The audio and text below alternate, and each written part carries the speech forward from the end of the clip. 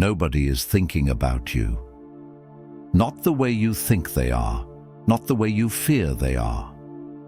Right now, somewhere out there, a person you spent 3 sleepless nights worrying about has already moved on, consumed by their own deadlines, their own insecurities, their own quiet wars. They aren't replaying your conversation. They aren't analyzing your mistakes. They're just living, and so is everyone else. This is the truth nobody tells you, not because it's cruel, but because it cuts too close to something we all quietly do. We place ourselves at the center of other people's worlds and then suffer when we realize we were never really there. You've been performing for an audience that left. Monitoring your words, rehearsing your explanations, editing yourself before you even speak. Building a version of yourself designed to be approved, to be chosen, to be enough in someone else's eyes. And it's exhausting, not because people are unkind, but because their eyes were never really watching to begin with. This is not a video about becoming cold. It's not a call to isolate. It's something rarer, a reminder, sharp, stoic, and necessary, that the most liberating thing you can do with your one life is stop asking the world to validate it. Nobody cares about you the way you think. And the moment you truly accept that, everything changes. If you're ready to stop performing and start living for yourself, drop "I choose me" in the comments. Let that be your declaration, not for us, but for you. The invisible audience you're performing for. There's a psychological phenomenon researchers call the spotlight effect. It was studied carefully by Thomas Gilovich and Kenneth Savitsky at Cornell University, and what they found was both fascinating and quietly devastating.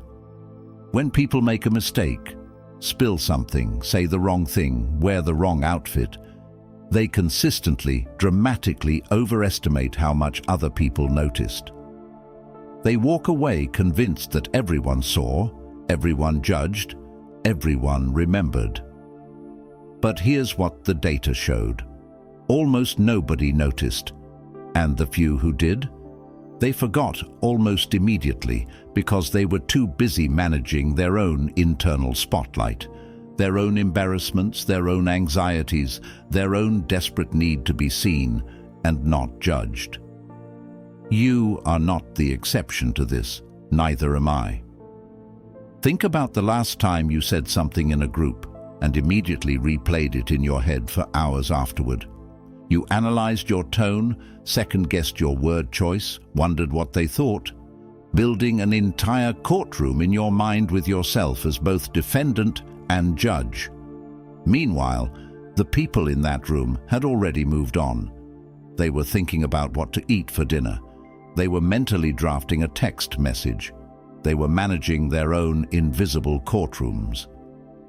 This is the invisible audience, the one you perform for every single day, the one that, for the most part, does not exist. And the tragedy isn't just that it doesn't exist. The tragedy is how much of your life you spend performing for it anyway, how you edit your opinions before sharing them, how you dress not for yourself, but for some imagined observer, how you make decisions, real, life-altering decisions, based on how they might look to people who will barely think about you twice. Marcus Aurelius understood this centuries before modern psychology could name it. He wrote, "It never ceases to amaze me. We all love ourselves more than other people, but care more about their opinion than our own." Read that again. Sit with it. You love yourself more than you love anyone else, and yet you hand the power to define your worth to people whose opinions you would never extend the same trust to if they asked for it directly. Why do we do this? Part of it is social. Human beings evolved in small tribal communities where being rejected from the group was a literal death sentence. Your nervous system doesn't fully know the difference between social rejection and physical danger. When someone criticizes you, ignores you, or excludes you, the same ancient alarm system fires. You feel it in your chest. That's not weakness, that's wiring. But here's what the Stoics would remind you. Just because something is wired doesn't mean it's wise. Just because your brain sounds the alarm doesn't mean the threat is real. The tribe no longer abandons you to the wilderness for saying something awkward at a gathering. The cost of disapproval is almost never as high as your nervous system insists it is. And yet, the performance continues. You perform in relationships. You say, "I'm fine," when you're not, because being honest feels too risky. You agree with opinions you don't hold, because disagreement feels like rejection. You shrink yourself in rooms where you feel out of place, then wonder why you never feel fully known.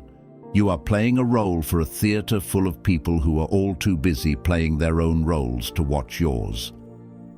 There's something almost darkly humorous about this when you see it clearly. Billions of people, all carefully curating their behavior for audiences who are too self-occupied to really watch. All performing for a stage that nobody is sitting in front of. All while starving for genuine connection that can only happen when the performance stops. The invisible audience isn't just a minor inconvenience. It is the primary thief of your authenticity, your confidence, and your peace.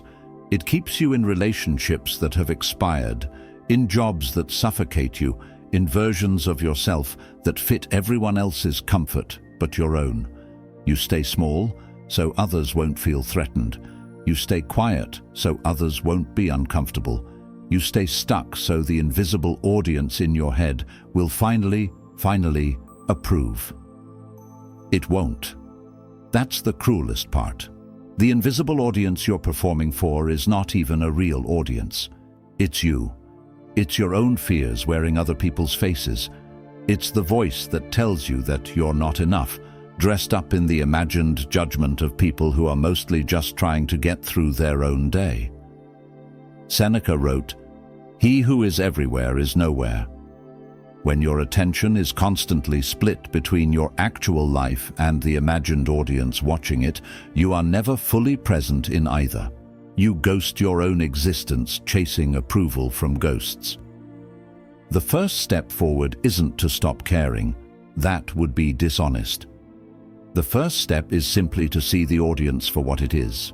Invisible, imagined, and deeply unqualified to be the judge of your worth. Because the only real audience you have ever had, the only one paying close, constant, unbroken attention to your life, is you. Start performing for that one. Why your brain is wired to seek approval. You didn't wake up one day and decide to need approval. It was installed in you, quietly, consistently over years, by a world that conditioned you to believe that your worth was something other people measured and handed back to you. Think about how early it starts. As a child, you didn't just want food and shelter. You needed to feel that you mattered to the people around you. That need is not a flaw. It is a fundamental aspect of human development. Psychologists call it attachment. Children who feel securely attached to caregivers who are consistent, warm, and responsive develop a stable internal sense of worth. Children who grow up in environments where love feels conditional, where approval is something you earn by performing correctly, develop a much more fragile relationship with their own value. If love came with conditions attached, your developing mind drew a logical conclusion. I am only worthy when I am approved of. And that conclusion, formed before you had the cognitive tools to question it, has been quietly running in the background of your adult life ever since. This is not a blame exercise. Parents do what they know. Systems do what they're built to do. Schools reward conformity with gold stars and punish deviation with shame. Social media amplifies the approval loop to a deafening frequency. Every like, every comment, every view becoming a microdose of validation that your nervous system processes as momentary worth. You are quite literally being algorithmically trained to need attention. Leon Festinger's social comparison theory adds another layer to this. Humans are meaning-making creatures, and one of the primary ways we make meaning is by measuring ourselves against other people. Are we doing better or worse? Are we more or less successful, attractive, capable, respected? This comparison isn't always conscious. Most of the time it happens automatically, beneath the surface of your awareness, quietly shaping your sense of where you stand. Left unchecked, this becomes a treadmill with no destination. There is always someone doing more, having more, appearing to feel less. And every time you measure yourself against that person and find yourself lacking, the approval machine kicks on, seeking external reassurance to fill an internal gap. Epictetus cut through all of this with characteristic sharpness. Man is disturbed not by things, but by the opinions about things. The validation you're seeking isn't really about other people's opinion of you. It's about your opinion of yourself, temporarily borrowed from others because you haven't yet learned to generate it internally. Their approval becomes a substitute for self-approval, and like all substitutes, it never quite satisfies. Here's the uncomfortable truth about dopamine and validation. The brain's reward system doesn't distinguish between genuine love and empty praise. Both trigger a release of dopamine. Both feel like nourishment in the moment, but one builds something, actual connection, actual self-knowledge, actual growth, and the other just feeds the hunger without ever filling it. You can spend an entire lifetime collecting compliments and approval and arrive at the end of it feeling more hollow than you started, because none of it was ever truly yours. It was borrowed, and borrowed self-worth has to be constantly renewed. Social media has turned this biological vulnerability into a full-scale crisis. Every platform is architecturally designed to exploit your approval-seeking wiring. The metrics are public, the comparison is constant, the feedback is immediate, and the dopamine loop is ruthlessly efficient. You post something vulnerable and wait. The waiting is its own kind of suffering, a quiet, restless monitoring of whether the world is going to validate this piece of yourself you offered up.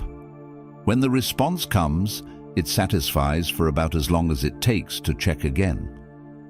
Marcus Aurelius, who ruled an empire and had the approval of millions, still had to remind himself daily, in private journals never intended for public eyes, to not be seduced by the crowd's praise. "Receive without pride, release without struggle," he wrote. Even at the heights of external validation, he understood that the moment you need the applause to feel whole, you have surrendered your inner citadel to something that can be taken from you without warning. So where does this leave you? Understanding why is not the same as being free from it. Knowing your brain is wired for approval doesn't automatically dissolve the craving, but it does something important. It takes the shame away. You are not weak for needing to feel valued. You are not broken for wanting to be seen. You are human, shaped by biology and experience into someone who looks outward for what can only ultimately be found inward. The rewiring is possible.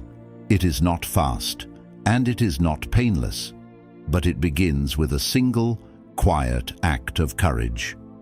Deciding that your sense of worth is no longer up for public vote. That the only referendum that matters on your value as a human being is the one you hold privately, consistently, in the undistracted chamber of your own self-knowledge. You were handed a wiring that craves approval. The work, the real Stoic work, is to build something stronger than the craving. The true cost of living for others. There is a version of your life you are not living. It exists in the space between what you actually want and what you've allowed yourself to pursue, compressed down, made smaller, made quieter, made safe enough not to invite judgment. You've been so careful, so diplomatic, so aware of how things look, how they land, what they might cost you in someone else's approval. And somewhere in all that careful management, you drifted from yourself. This is the true cost of living for others, not just the obvious exhaustion of people-pleasing, though that's real and it accumulates. The deeper cost is identity erosion, the slow, almost imperceptible wearing away of who you actually are when you spend years prioritizing who others need you to be. Think about how it shows up. You have opinions you've never voiced because the room felt too comfortable with its own consensus. You have ambitions you've quietly buried because someone important in your life responded to them with doubt or indifference. You've stayed in friendships past their expiration date because ending them felt unkind, not recognizing that staying in something hollow is unkind to yourself. You've apologized for things that weren't your fault. You've made yourself smaller in rooms where you were actually the most capable person present. Every single one of those moments had a price, not always visible at the time, but compounding quietly the way debt does. The psychological term for this is self-silencing, and research consistently connects it to depression, anxiety, and a loss of authentic identity. When you suppress your genuine reactions, preferences, and boundaries to manage other people's comfort, you are not just being polite, you are actively participating in your own diminishment. You are training yourself, through repetition and reinforcement, that your truth is less important than their ease, that your needs are an inconvenience, that who you really are is something that requires managing and hiding. And here is the insidious part. This pattern doesn't announce itself loudly. It whispers. It frames itself as kindness, as maturity, as not making things difficult. It convinces you that shrinking is grace, that silence is generosity, that keeping the peace by sacrificing your authenticity is somehow noble. It is not noble. It is a slow disappearance. Seneca wrote in one of his letters, "Omnia aliena sunt, tempus tantum nostrum est." All things are alien to us. Time alone is ours. He was making a point about distraction, but it applies here with equal force. When you spend your finite time and energy curating a version of yourself designed for other people's approval, you are not just wasting time, you are spending the only resource that can never be recovered on something that will never pay you back in full. Think about the decisions you've made, real decisions, not hypothetical ones, where someone else's opinion was the deciding vote. The career path you didn't take because a parent had different expectations. The relationship you stayed in long past the point of honesty because leaving felt too exposed. The creative work you've never shared because imagining criticism felt worse than the silence of keeping it to yourself. These are not small things. These are your life.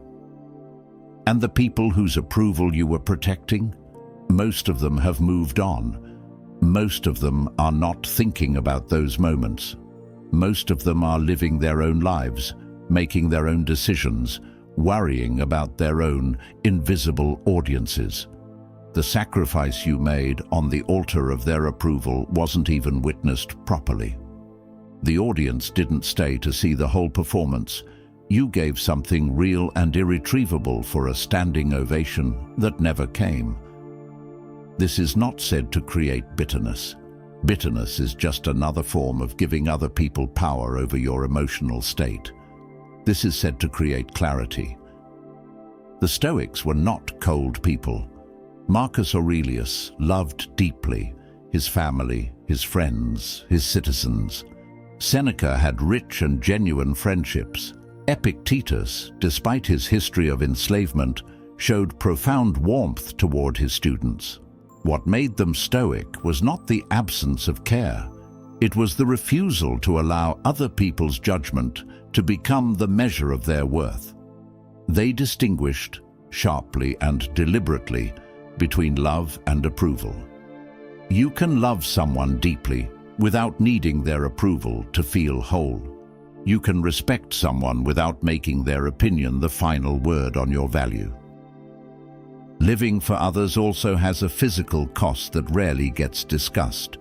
Chronic people-pleasing activates the stress response.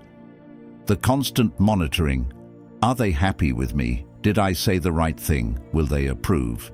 Keeps your nervous system in a low-grade state of alert.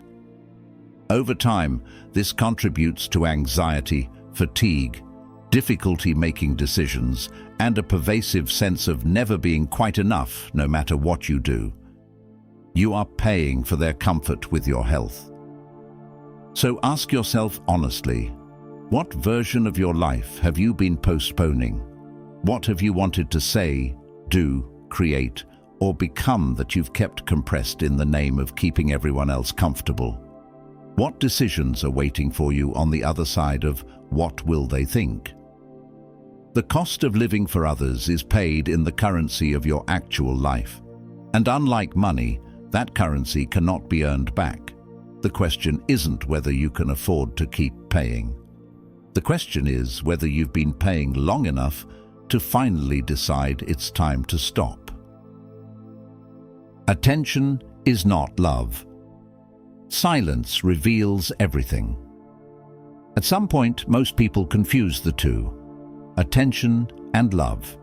They look similar from a distance. They both feel warm when they arrive. They both sting when they're absent. But they are fundamentally different things, and mistaking one for the other is one of the most quietly destructive errors a person can make. Attention is plentiful and cheap. Anyone can give it.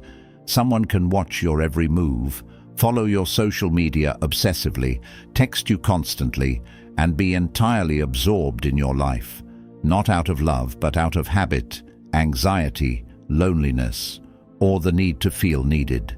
Attention can be given by people who don't respect you, don't value you, and will withdraw it the moment it stops serving their own emotional needs.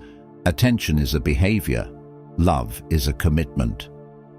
Love, the real kind, shows up differently. It shows up in consistency, not intensity. It shows up in the quiet moments, the phone call when nothing is wrong, the presence that doesn't need to perform, the honesty that risks discomfort because it cares about your actual well-being more than your temporary comfort. Real love doesn't need an audience. It doesn't evaporate when there's nothing exciting to respond to. It's there on the ordinary Tuesday when nothing is happening and there's nothing to gain.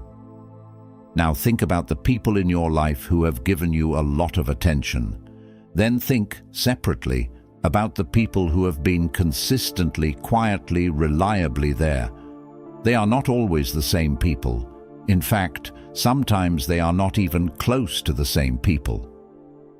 This is what silence reveals.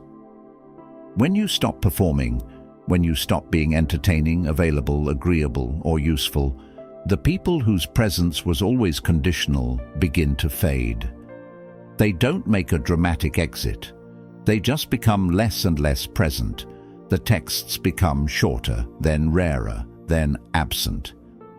The interest, which felt so real and so warm when you were giving them what they wanted, quietly dissolves when you stop being the version of yourself they found convenient. This hurts. It's supposed to hurt. The hurt is information. What it's telling you is not that you were wrong to give. Generosity and care are not weaknesses. What it's telling you is that the connection was never as mutual as it appeared. You were loving a relationship. They were enjoying an arrangement, and arrangements, unlike relationships, only last as long as the terms remain favorable. The Stoics had a clear view of this. Epictetus taught his students to distinguish between what is up to us and what is not up to us. Other people's feelings, other people's choices, other people's continued presence. None of that is within your control. What is within your control is the quality of who you are and how you show up.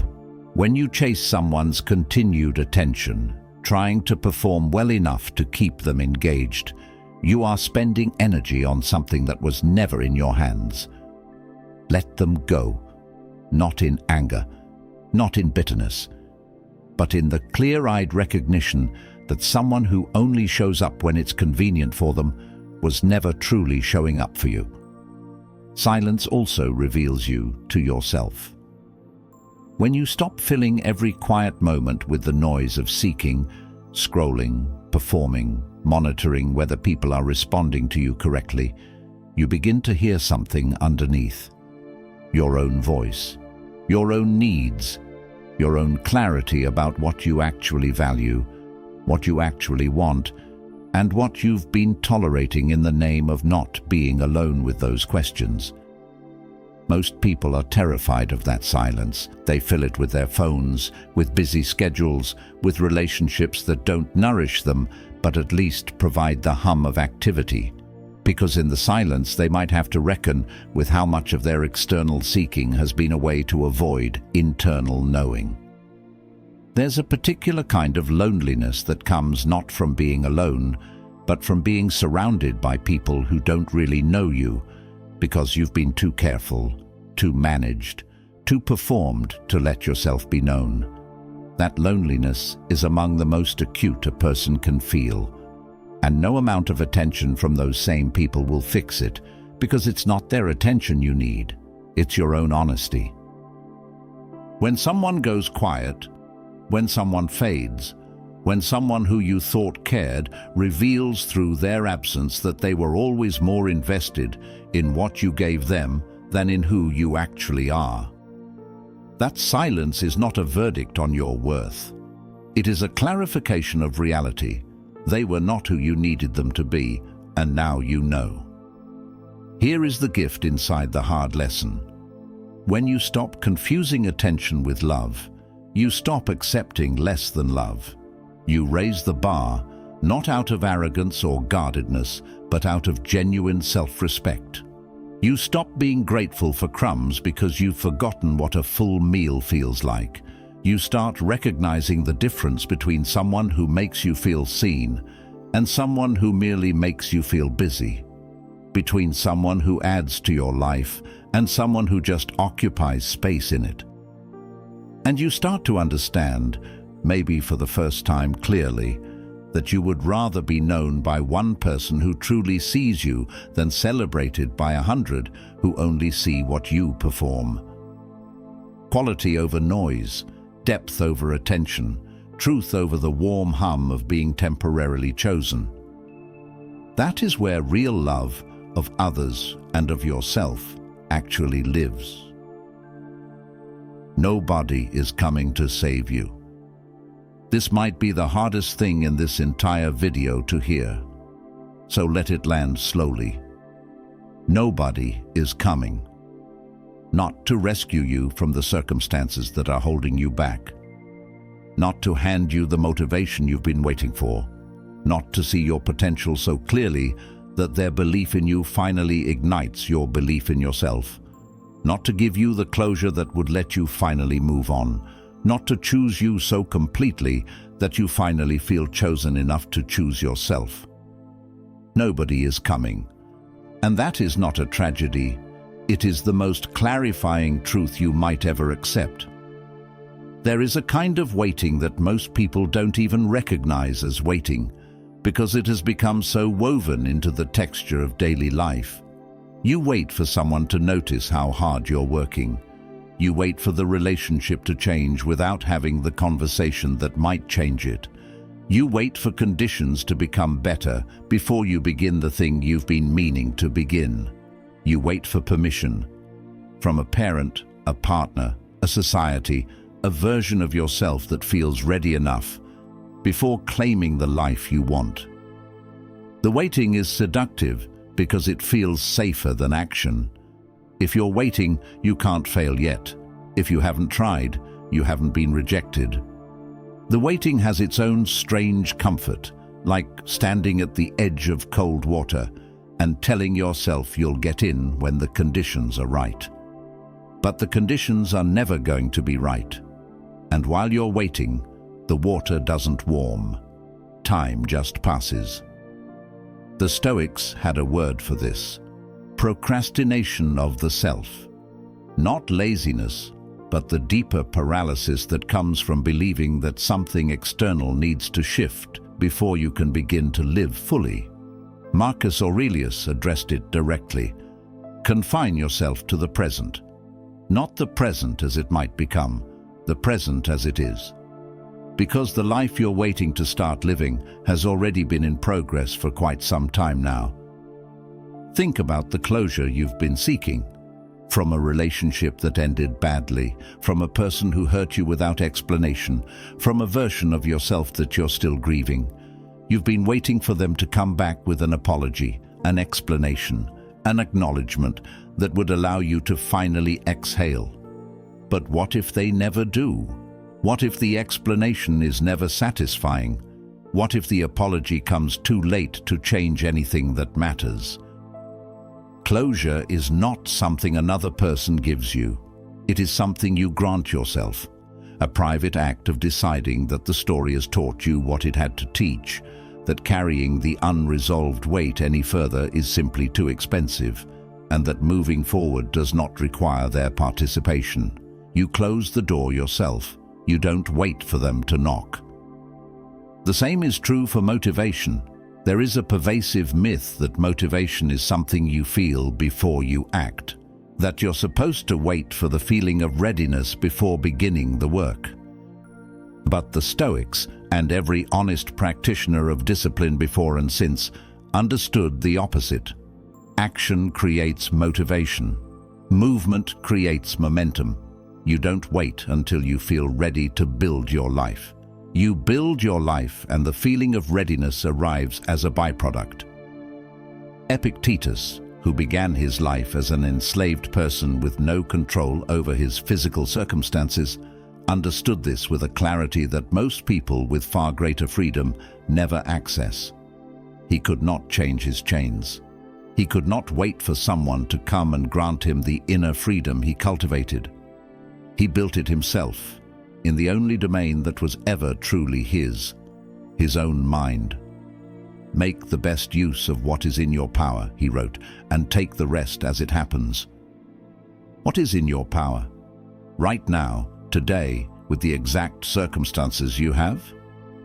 More than you think, far more than the waiting suggests. Your health is largely in your power.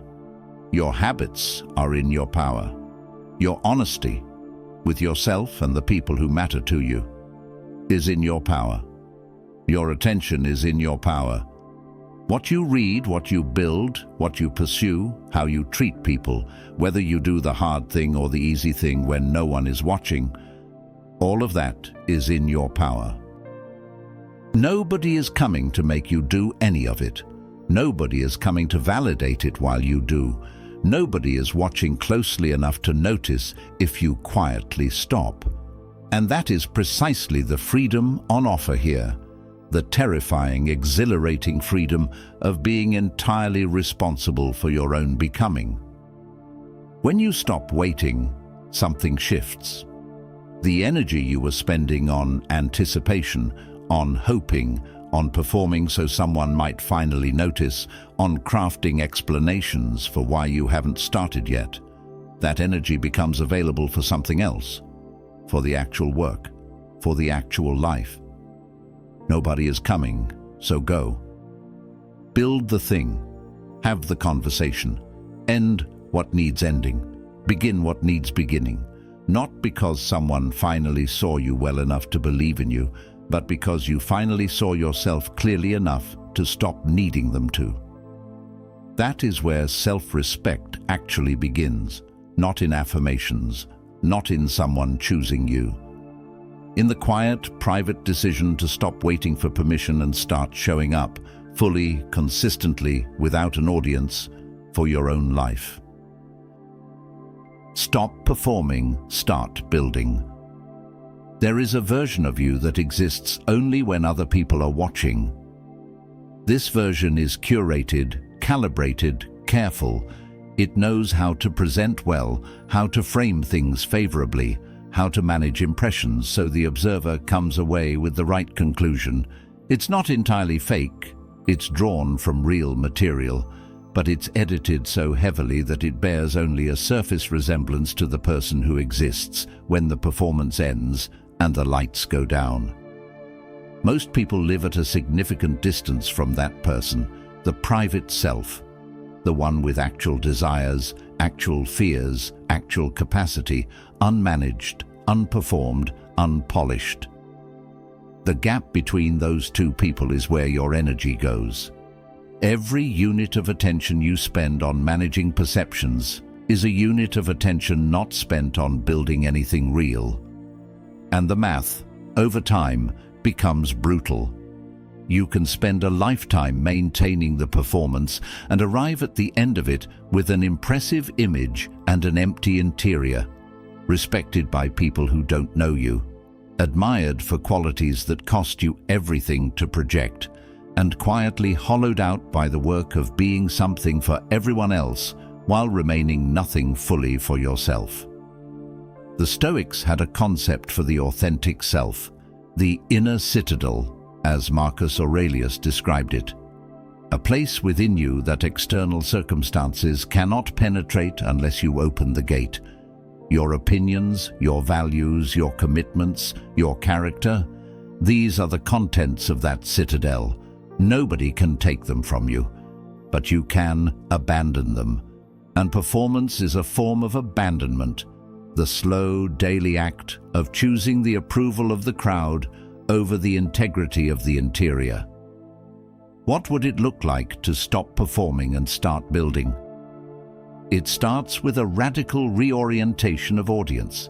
Instead of asking, "How does this look?" you begin asking, "Is this aligned?" Aligned with what you actually value, aligned with who you are trying to become, aligned with the life you would choose if you were genuinely free from the weight of judgment. This does not mean ignoring feedback, becoming arrogant, or dismissing the perspective of people whose wisdom you respect. The Stoics were not hermits. They engaged deeply with the world. What they refused to do was let the world's approval become the measure of their worth.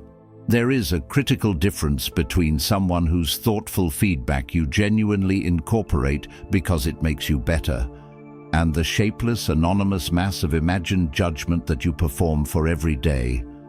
One is useful, the other is a prison. Building requires privacy, not secrecy, privacy. There is a difference. Secrecy hides things because they couldn't survive exposure. Privacy protects things because they need space to become real before they're ready to be shared. The seedling before the tree. The idea before the work, the commitment before the result. When you announce everything you intend to do before you've done any of it, you leak the energy that building requires. Social approval becomes a substitute for the harder satisfaction of actual completion. You get the dopamine hit of people being impressed by your plan, and then find yourself with less motivation to execute it because something in the reward system has already been satisfied. Keep more to yourself. Build in private. Let results speak where explanations used to. This is not withholding. This is discipline. Seneca understood this. Be silent for the most part, he advised, or say only what is necessary and in few words. In an age of relentless self-broadcasting, that might be the most counter-cultural advice available. You do not need to narrate your becoming for it to count. You do not need an audience for the growth to be real. In fact, the most profound growth almost always happens in rooms where nobody is watching, in the early morning before the day has its demands, in the private discipline of keeping your word to yourself when breaking it would cost you nothing socially. Here's something you may have noticed without fully acknowledging. The people you most deeply respect are rarely the ones who perform the most. They are the ones who have clearly built something in themselves, in their character, in their work, that doesn't need constant amplification. Their confidence doesn't require your validation to sustain itself.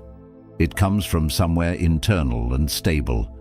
It comes from the accumulated knowledge of someone who has done the work, kept their commitments, and developed, over time and in private, the kind of self-respect that doesn't fluctuate with the crowd's mood. That is available to you. Not as a personality trait you either have or don't, as something you build deliberately through the decisions you make when nobody is applauding. Stop performing for the job offer. Start developing the skills that make you genuinely formidable. Stop performing for the relationship.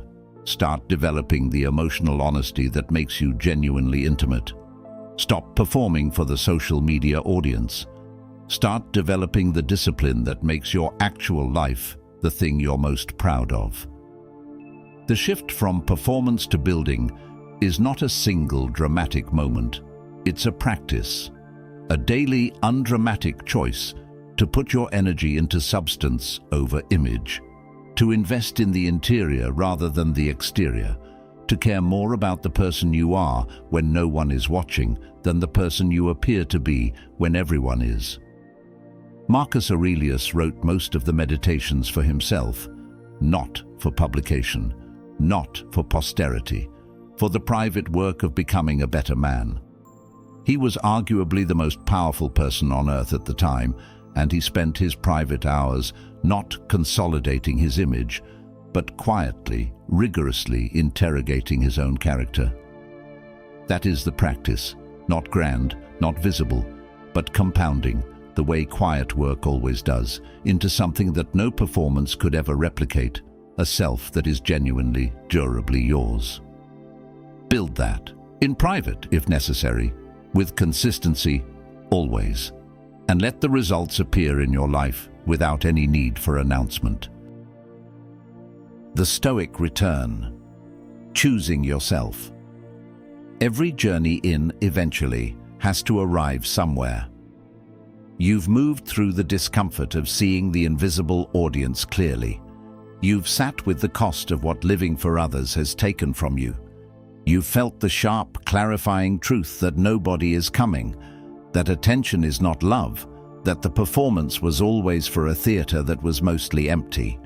You've begun to understand in your bones, rather than just your mind, that the only project worth fully investing in is the one that bears your name and exists in the only place no one else can reach, your interior life. So what does it actually look like to choose yourself? Not as a concept, as a practice.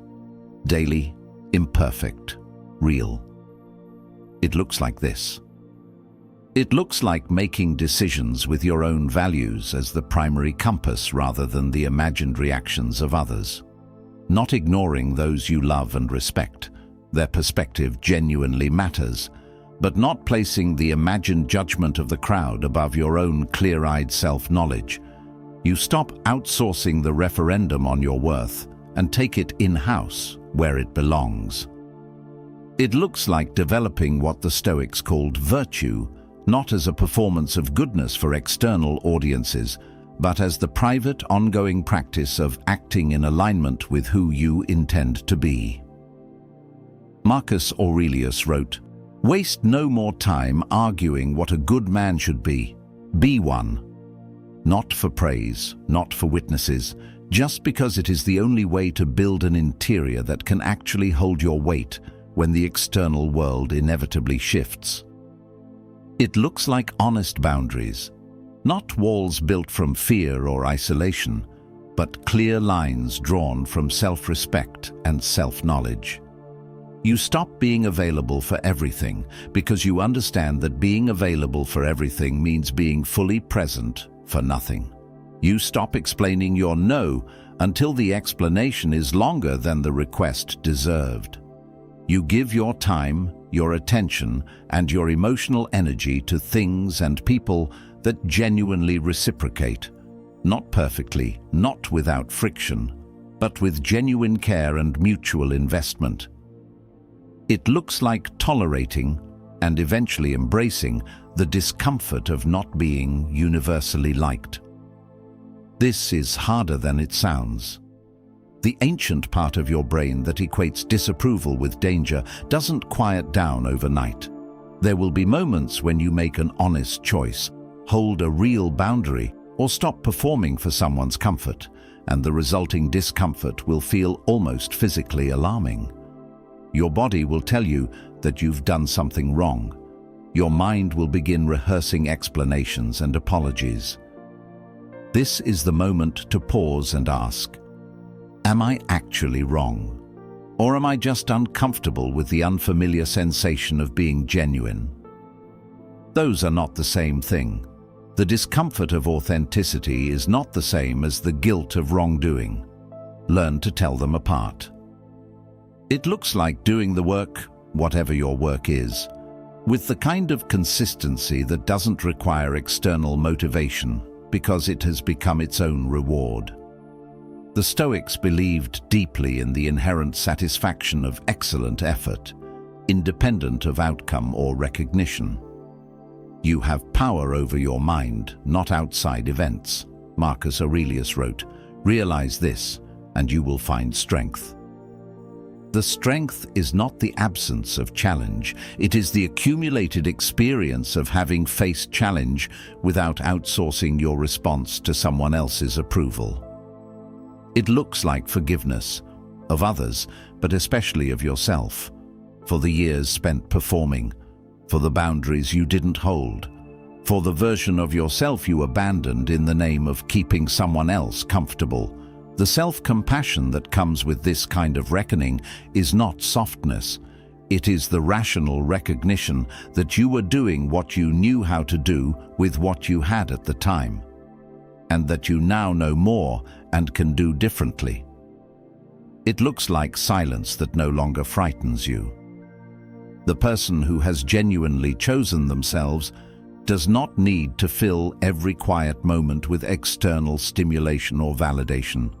They can sit with themselves, with their own thoughts, their own questions, their own company, and find it sufficient. Not always exhilarating, not always peaceful, but sufficient. They are no longer running from themselves. They have made peace with the most permanent, unavoidable companion they will ever have. This is the Stoic return, not a triumphant arrival at a place of having it all figured out, but a quiet, ongoing homecoming to yourself. A daily decision to live from the inside out rather than the outside in. To measure your days not by how many people approved of them, but by whether you acted with integrity, contributed something genuine, and moved, even incrementally, in the direction of the person you intend to become. Nobody cares about you the way you thought they did. Let that truth release you rather than diminish you. You were never going to find yourself in their attention. You were never going to build a life worth living by performing it for others. The freedom you've been seeking was never in their hands. It was always in yours. In the private decision to stop waiting, stop performing, stop chasing, and start building the only thing that was ever really yours to build. Your life. Not the version edited for approval, not the version calibrated for the comfort of the imagined audience, the actual one. The messy, unfinished, deeply yours version that exists when the performance finally ends and you are just quietly, courageously, sufficiently yourself. That's where your real life has been waiting. Go meet it. You made it to the end of this. That's not nothing. Most people scroll past the hard truths. You sat with this one, so own it. Drop a comment below. I choose my growth. Let that be the first decision you make for yourself today. Subscribe to the Stoic Mode and hit the bell, because this conversation is far from over. The best of what you're capable of is still ahead of you. Thank you for listening. Stay focused. Stay free.